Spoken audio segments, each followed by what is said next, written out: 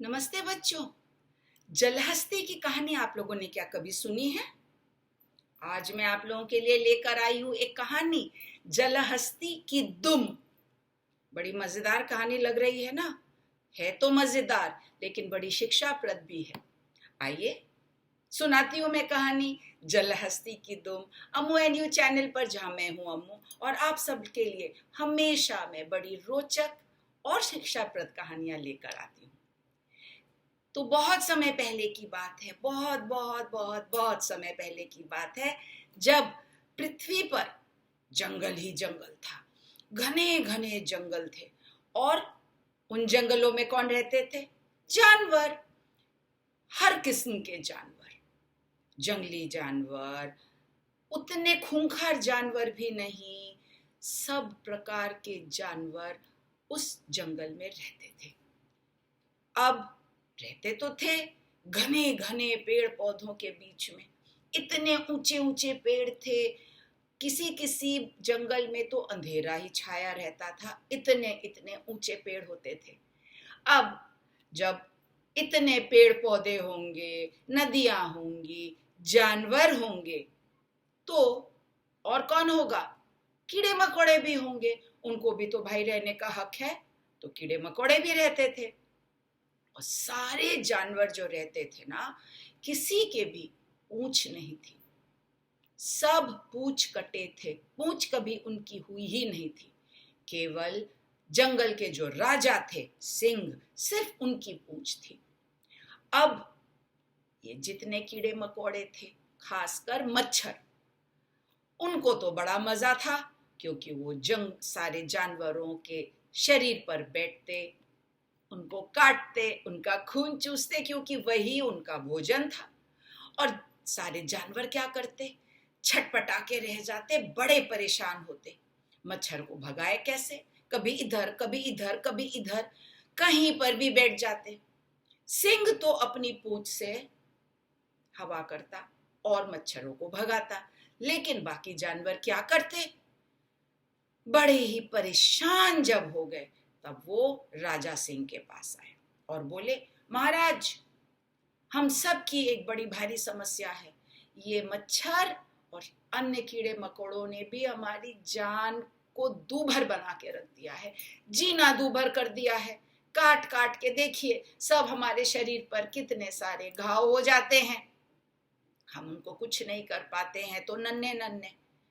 तो इसका कोई उपाय बताइए, इनसे बचने का उपाय। सिंह सोचने लगे। सोचा कि मैं तो अपनी पूंछ से इनको भगा देता हूं, पूंछ हिलाता हूं और उससे ये मच्छर और कीड़े मकोड़े भाग जाते हैं। तो इन सब जानवरों को भी अगर मैं एक एक पूंछ दे दूं, तो ये भी यही काम कर पाएंगे। तो सिंह ने घोषणा की, कल मैं पूंछ की एक दुकान खोलने वाला हूं, सिर्फ एक दिन के लिए। सुबह खुलेगी और उसमें हर प्रकार की के पूंछ उपलब्ध होंगे। जिसको जिसको चाहिए वो आकर पूंछ खरीद कर ले जाए, और खरीदने के साथ साथ हमारे जंगल के डॉक्टर के द्वारा उस पूंछ को आपके शरीर पर लगाने की भी व्यवस्था की जाएगी। सारे जानवर महा खुश हो गए, सिंह महाराज का धन्यवाद दिए और अपने अपने घर चले गए। रात को सो के सुबह जल्दी जल्दी उठे और भागे पूंछ की दुकान, पूंछ खरीदने। दुकान के बाहर तो लंबी कतार लग गई, दुकान खुलने से पहले ही। दुकान जब खुली, तब एक एक करके सभी जानवर, कौन नहीं था वहां? सियार, भालू, हिरन और छोटे जानवर में गिलहरी, घोड़ा, गाय, भैंस, हर प्रकार का जानवर, चीता, लोमड़ी, सब थे।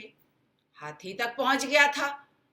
अब सब शांति से अपनी अपनी बारी का इंतजार करते, दुकान तक जाते, वहां पर अपने पसंद की पूंछ लेते, पैसे देते और वहां पे जो जंगल के डॉक्टर थे उनसे वो पूंछ अपने शरीर पर लगवा लेते और खुशी खुशी चले जाते।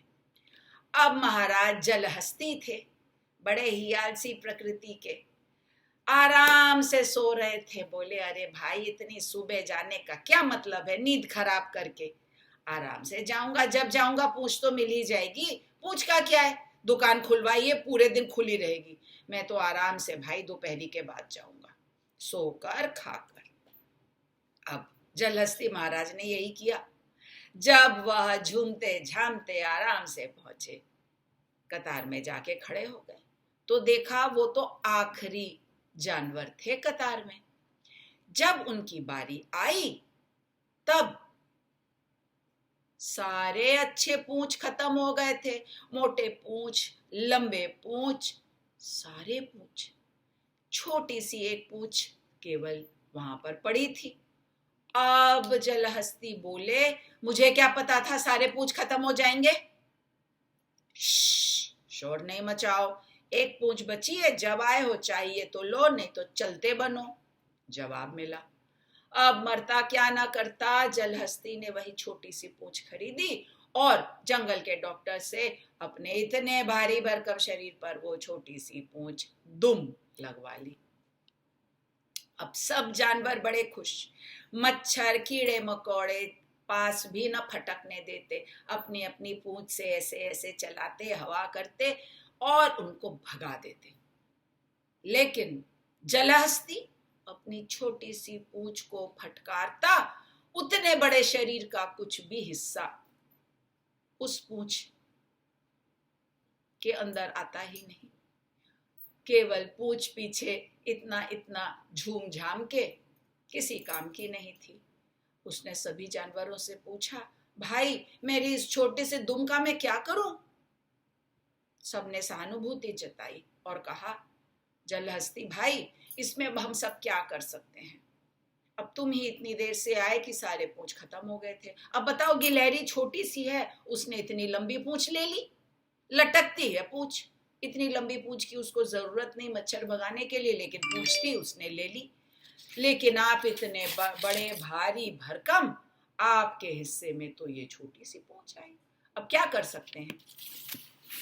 अब जलहस्ती बड़े परेशान, जब देखा कि कोई और उपाय नहीं, मच्छरों को जब दूसरे जानवरों से खून न मिलता, सबके सब जलहस्ती पर टूट पड़ते। जलहस्ती के पास और कोई उपाय नहीं था, जाकर जंगल से दूर जलाशय में जाकर अपना निवास स्थान बना लिया। अपने आलस के कारण उसको अपना निवास स्थान बदलना पड़ा। सोचो बच्चों, तब से जलहस्ती जल में रहने लगे, सारे समय जल में रहते, केवल अपना भोजन खोजने के लिए स्थल पर आते, भोजन ढूंढते, खाते, वापस जल में चले जाते। क्या सीखा आपने? आलस का फल बुरा होता है, हमेशा नुकसान देता है। आलसी मत बनना बच्चों। आप आलसी हो क्या? मुझे पता है आप नहीं हो, और अगर थोड़ा बहुत कभी करते हो ना, तो भाई अपने नुकसान के लिए उस आलस्य को छोड़ देना। कहानी कैसी लगी कमेंट सेक्शन में लिख के बताइए, और अम्मू का फिर से इंतजार करिए, लेकिन उसके पहले लाइक शेयर सब्सक्राइब करिए, बेल आइकन को हिट करिए, जिससे कि हमारा चैनल बहुत बड़ा बन जाए। अम्मू अब कहती है टाटा।